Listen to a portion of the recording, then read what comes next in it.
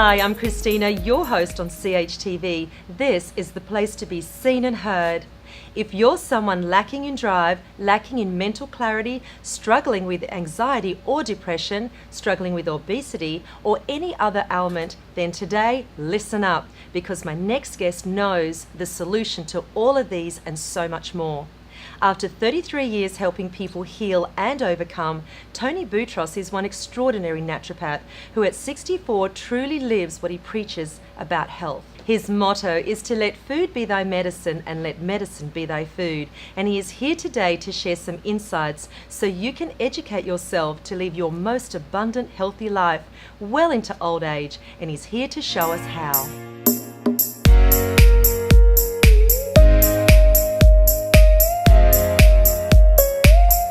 Welcome to Chtv, Tony. Thank you, Christina. Glad to be here. Now, you know, I have been a privy to your work for quite some time, and it's been a while since we've actually caught up, but hasn't the world changed? I mean, what is going on with the world, our food supply, our soil? Tell me. Well, the world's gone crazy, isn't it? Much more pollution in the world. The cell is actually being hit by trillions and trillions of free radicals per second, and our body is not used to that sort of bombardment. So the world has changed. Like 50 years ago we didn't have to deal with all these chemicals. Now the body has to deal with them every second. That is quite incredible, isn't it? So we really need to take care of our health on a whole new different level, don't we? Yes. Now, what about food? Let's talk about food, because food is our primary need, isn't it? So you say that food should be our medicine. What does that look like? That's a good question. Food should be our medicine. I've done a fair few tests on food and the measurement of actual nutrition in the food, and it's frighteningly low. Organic is better, but it still could improve. What food should look like as a medicine is, they did plenty of research way back 50, 60 years ago when the soil was very high in nutrition and they didn't have all the chemicals and the pesticides and those sorts of things, and they didn't store their food too long. They'd pick it freshly and eat it. But when it's called a Brix reading, B-R-I-X, there's more about that on my website. When the food was high in Brix reading, the food was healing the people. So what we got now is we got food lower in Brix reading, so the sugars are different composition. So these, well, they're called long chain polysaccharides. The long chain polysaccharides were the healing sugars in the past. Now we're not getting enough of them. So the best food to get now is, if you can get organic, that's great, but if you can grow your own and build up the soil and the nutrition in the soil and the good bugs, you will have good food and you will see a difference in your health. So you wrote a book about soil, didn't you? Tell me a little bit about that. I wrote a book called Soil, Dead or Alive. Is your food your medicine or your poison? And what we found is there was a Dr. Reams who did tests on this Brix reading. He was a teacher, and he found that when the Brix readings were up to 12% in vegetables and over 20% in fruit, the food was healing people. These days you need 2 or 3 times as much to do the same job. And in the book I've just outlined the different basic principles of health, what to put in the soil, the microbes, because we're identical to the soil. We came from the soil, so the same 84 minerals in the soil are the same 84 minerals we need. And our gut is full of good and bad bacteria, and the soil needs good and bad bacteria. So we're so identical. And they found that when you go out in the soil and start playing around with soil, it's actually an antidepressant. There's a microbe in the soil that helps you relax. So being out in nature, being in the soil, and putting the good nutrition and microbes and the good bugs back in the soil makes a huge difference. So let me challenge you. If you live in the city and you're not a farmer, how can you control your soil? I mean, how can you feed yourself on this level that you speak of? Or are we all doomed?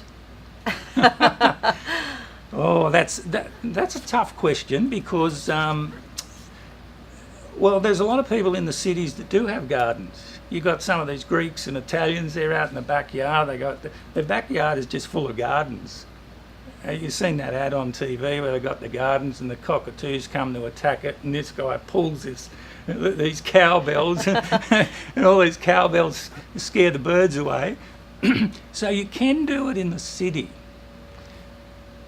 If you haven't got the space, you can do it in little boxes. Start with your herbs. These days you've got to do the best you can. You can't be 100% healthy if you don't do everything, but hey, you give the body a chance and it will reward you. So just do your best, whether you do it in little boxes or pots or have a little section in your backyard, that's fine. Just start somewhere. Now let's talk about the clinical work that you do. You have some phenomenal success with your clients, but you take it one step further and actually educate them in quite a unique way. Tell me about that.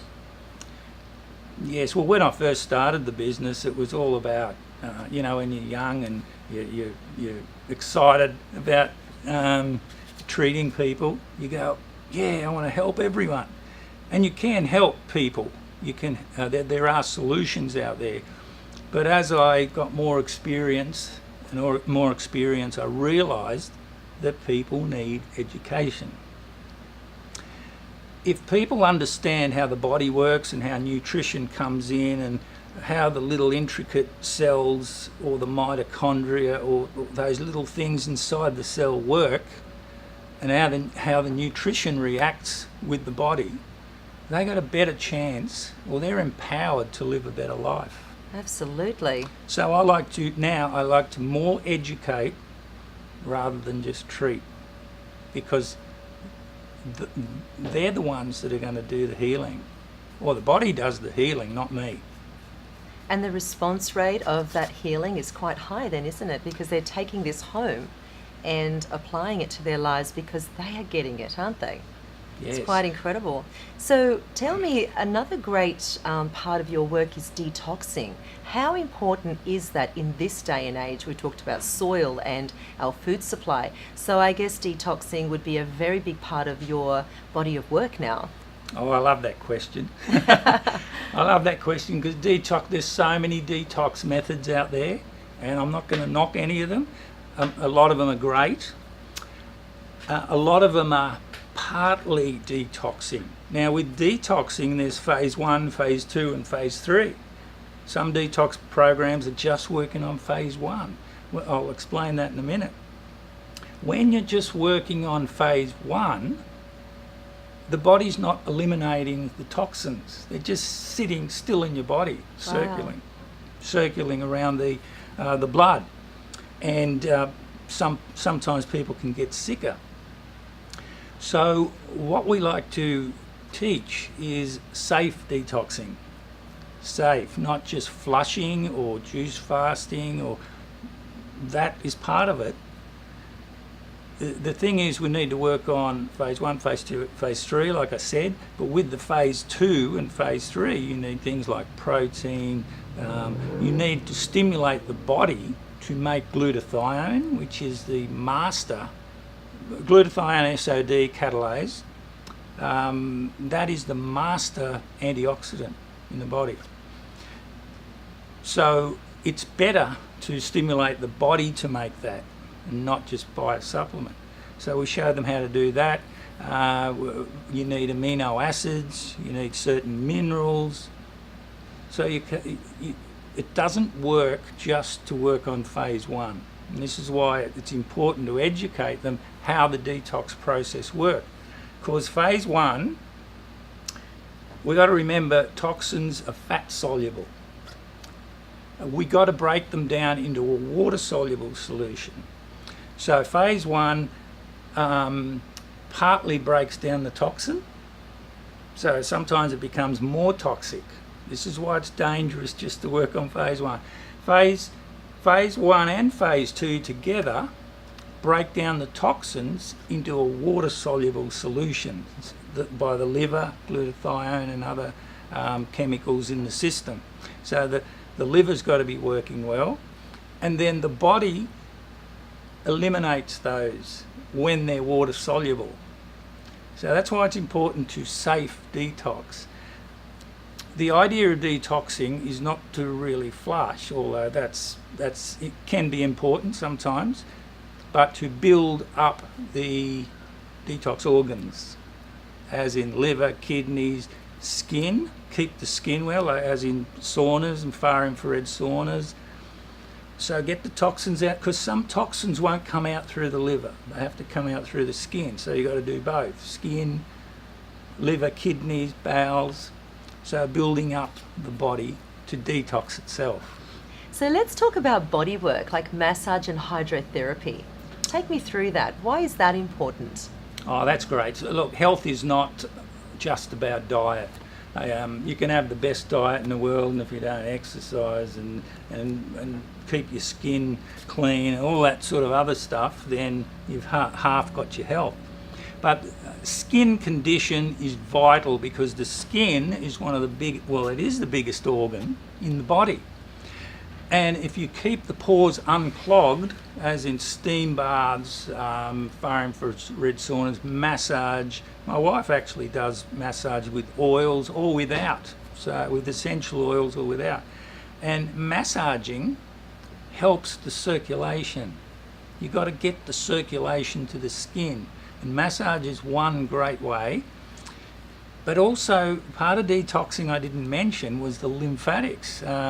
Lymphatics get clogged up with chemicals, and it's good to massage the lymphatics to set them free from the chemicals.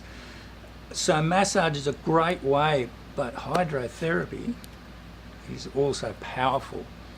We don't use hydrotherapy enough today. There's so many different types of hydrotherapy treatments. There's ice massages, there's ice packs, there's hot and colds, there's hot baths, hot and cold baths.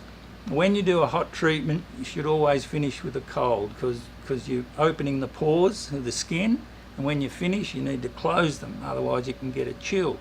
So hydrotherapy is powerful for detoxing, because you're opening the pores with hot and also stimulating the blood flow and stimulating the white blood cells when you get deeper, and then you close them up with a cold treatment. So definitely hydrotherapy and massage are a part of a healthy lifestyle.